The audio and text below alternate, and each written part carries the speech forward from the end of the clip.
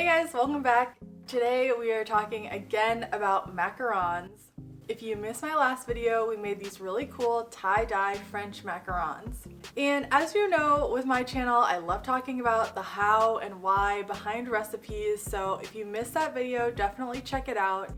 I explain everything about how to make macarons properly and even some parts of where you can go wrong and what you could mess up. My name's Jessica and I'm super excited to have you here today because we're diving back into the topic of macarons to talk about any troubleshooting problems you may have. Sure, in the last video we talked a little bit about the problems, but I want to dedicate this specific video to resolving any of the problems that you could possibly have when you're making macarons at home. I have kind of a love-hate relationship, honestly, with making macarons, but mostly love now that I figured out how to master them in my home kitchen. So I hope today that I can transfer that knowledge over to you because trust me, it took a long while to finally be able to master without any mistakes. The trouble with making macarons is that there's a lot of steps and there are a few crucial steps that if you do them wrong, your whole macarons will turn out incorrectly even though you spent all that time prepping your ingredients, mixing everything together, waiting for them to dry. It's not an easy process and it does take a while. So I hope in today's video that I can help save you from those troubles that you may run into. And even if you do run into a few of them, you can hopefully learn how to fix them for next time. Because like I mentioned, it took me a while to finally master macarons, so don't expect to get it right the first time or maybe even the third time, but keep going because trust me, once you learn the secrets, you'll be able to repeat that over and over and you will not be disappointed.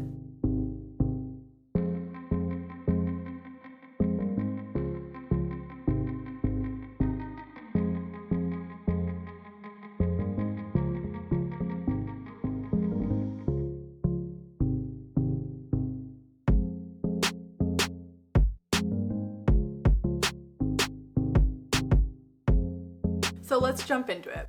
We're gonna divide this video up into what could possibly go wrong and then things to look for to fix it. Because even though you may be having one problem, there are possibly multiple solutions that you may need to implement in your home kitchen. So bear with me as we walk through them all. If you have questions, feel free to leave them in the description below and I will try to help out with some personalized help for you.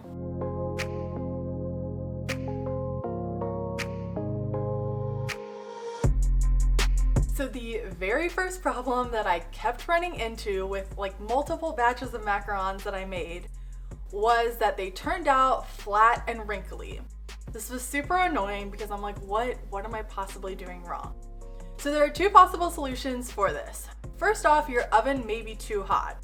I suggest in my recipe to start your oven out around 300 degrees Fahrenheit. And I'm talking about if you have a regular home conventional oven.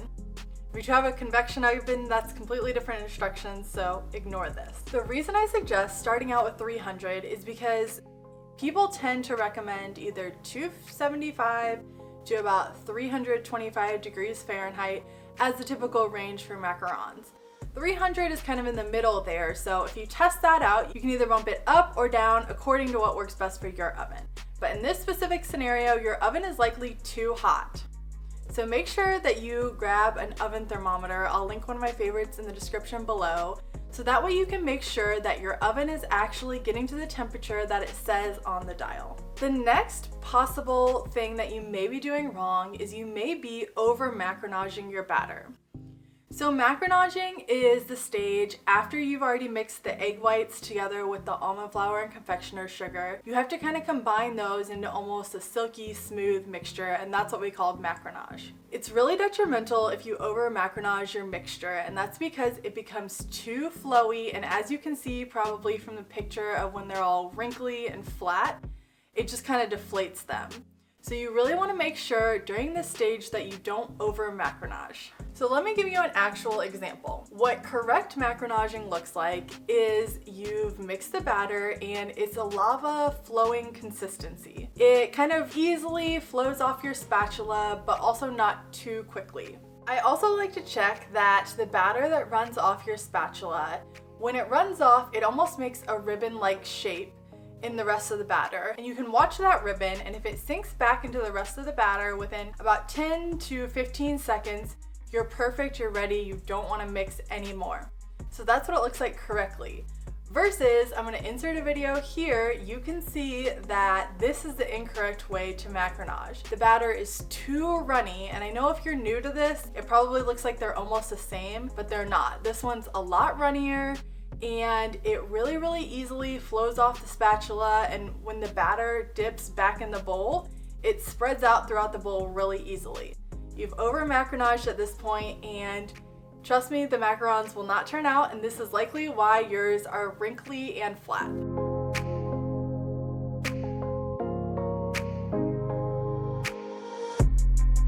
Alright, so our next problem is cracked macarons, and this one I feel like is pretty common too, and there are a few things that could be causing it. First, you're going to want to make sure that you have completely rested your macarons so that way a skin is formed on top. Resting your macarons will help ensure that they don't crack when you bake them in the oven. Sometimes, however, people don't let them rest long enough and these cracks can form. So when you're doing this, make sure that you test them. I usually like to let mine rest at least 30 minutes, but that can vary depending on how humid of a climate you're in. We'll get back to that in a second. So to test out that your macarons have formed a skin, you can just lightly touch them. And if you don't make any indentation or any mark in the macarons, you know that they're good and they're ready to be baked. However, if you can still, they're kind of a little tacky, and when you touch them, it makes an indentation, they need to sit a little bit longer, otherwise they'll crack. So going back to the humidity piece of it, depending on the climate that you live in will depend on how long your macs have to rest. If you live in a more humid climate, they probably need a little bit longer than 30 minutes. A lot of times people will either turn on a dehumidifier or turn on their air conditioning to help out with this problem and to make the drying time a little bit less. Okay, second thing to look for is that you may not have popped all of the air bubbles in your macarons. Whenever we pipe our macaron batter, there's a chance that air is gonna get in there. So what we need to do is, once we have all of our macarons piped, you can bang the platter on a table, and that releases all the air bubbles so they come to the top. And then from there, you pop them using a toothpick. That helps make sure that you don't have any cracks from the air bubbles. So just make sure that you're taking the time to fully look at your macs and make sure you've popped all of the air bubbles. The third problem you may be having is under-whipped meringue. Now, meringue is a stage where we're beating the egg whites with our granulated sugar. Kind of a crucial step to make sure that your meringue is perfectly beat.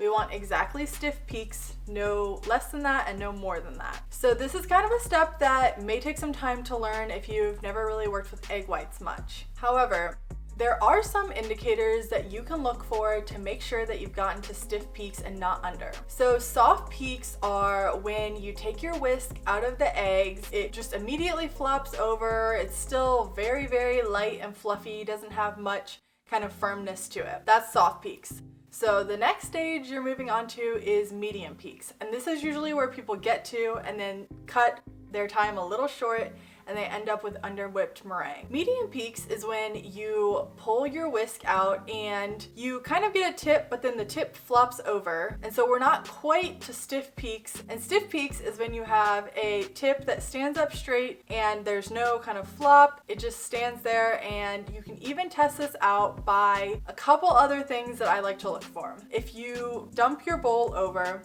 none of the egg whites should move out. They should just stand there. Nothing should move. Nothing should fall out. You can also look for when you're mixing it. The mixer kind of starts to make striations within the egg whites that tend to almost stay there for a few seconds. The meringue will also start to almost ball up within your whisk, especially if you're using like a stand KitchenAid mixer, and it almost kind of forms a ball within that whisk, and that's how you're gonna know that you've gotten to stiff peaks. So make sure that you kind of use those indicators to know what to look for prior to stopping and getting that under-whipped meringue at medium stage.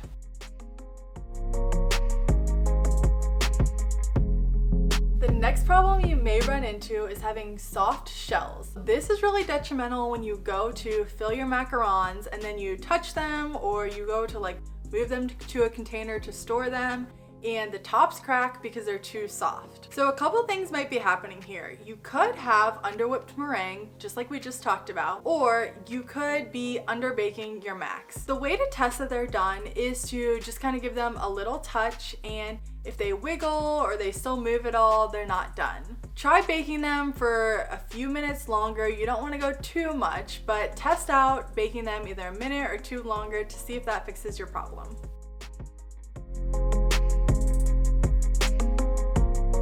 Our next problem with macarons comes with large, ruffly feet.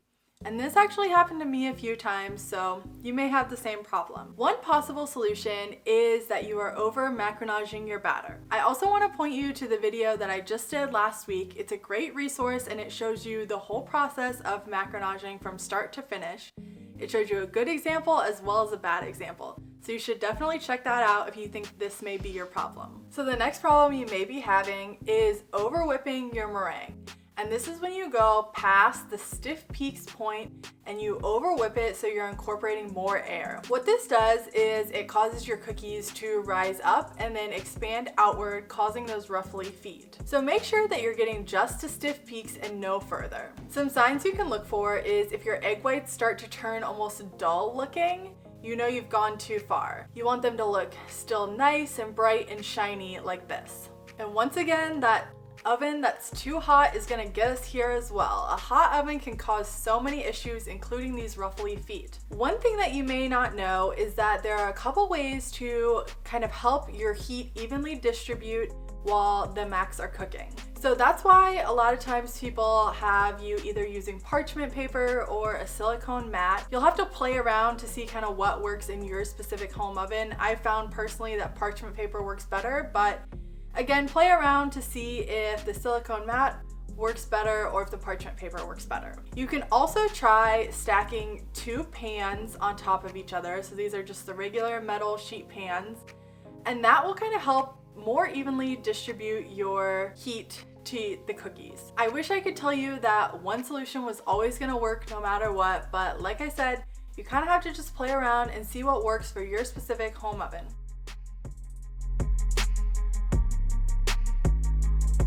We're moving right along to macarons that have browned. Now a little bit of browning is okay, but once they kind of get past a certain point where it's fairly brown or dark, we don't want that. Macarons are supposed to be like light and not too crunchy, so we don't want them too brown because then we won't end up with the perfect macaron. So again, check your oven temperature and check your oven thermometer to make sure that is all good. And if you've confirmed that that's good, maybe try baking them just a little bit less time, maybe by a minute or two. I'm a little crazy, so like they do in the Great British Bake Off, I sometimes tend to turn my oven light on and sit there and watch them bake. It gives me a little bit less anxiety to know either halfway through the baking process that they're going really well or that I've already messed them up. So if you have brown macarons, you can also kind of keep an eye on them by turning on your oven light and peeping in to see if they're good or if they need a little bit longer or a little bit less time. Just make sure that you don't open the oven, as that will hinder your heat that's going in and out.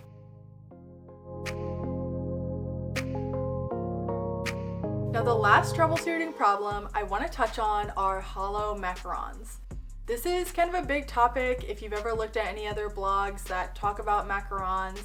The hollow shells are a very hot topic and debated a lot. To me personally, macarons are supposed to be light and airy, so a hollow shell really isn't your worst problem. Honestly, with the home ovens that we have, it's not always possible to achieve a perfectly not hollow mac just every time that you bake them. There's a lot of things that you have to kind of play around with to get a perfect macaron every single time. So don't stress if this is the only thing that happens to your macarons. You're doing pretty good. However, that being said, I know there are people out there like me who, even though you say it's fine, still want to get it perfect and have a chewy macaron that's fluffy and full. I get that. So here are some things that you want to work on to make sure that you can achieve that every single time. First off, make sure that your meringue is perfect. You can't have it underwhipped and you can't have it overwhipped.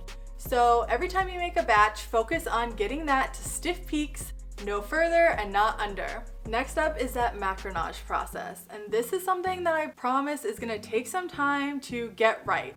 So every time you make a batch of macs, just keep practicing this stage until you get it to the perfectly consistent macaronage process. If this is your first time, remember, it's better to under macaronage than to over macaronage.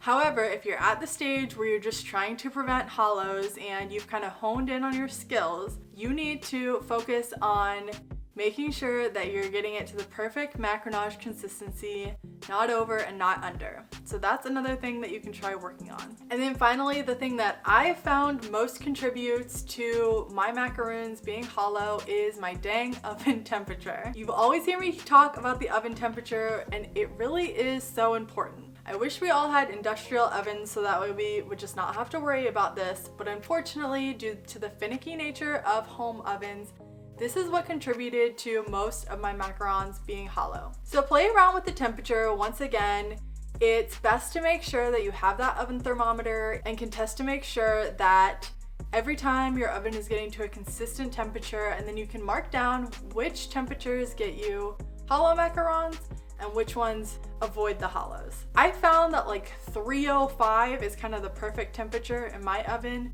for not getting hollows, but again, play around, make some notes, and see what works best for you. I know that was a lot, so I hope that if you made it through that video that this ended up helping you. There's a lot of problems you can have, but I think the key is making sure that you're kind of learning each step and learning how to properly make the macaron and master the recipe. If you can do that, you can master making the meringue, you can master learning how to properly macaronage, then I promise you, you will eventually learn how to get amazing macarons. So keep working at it, keep practicing, and if you have any specific questions that I didn't answer in this video, feel free to drop them in the comments below and I'll try to help you out.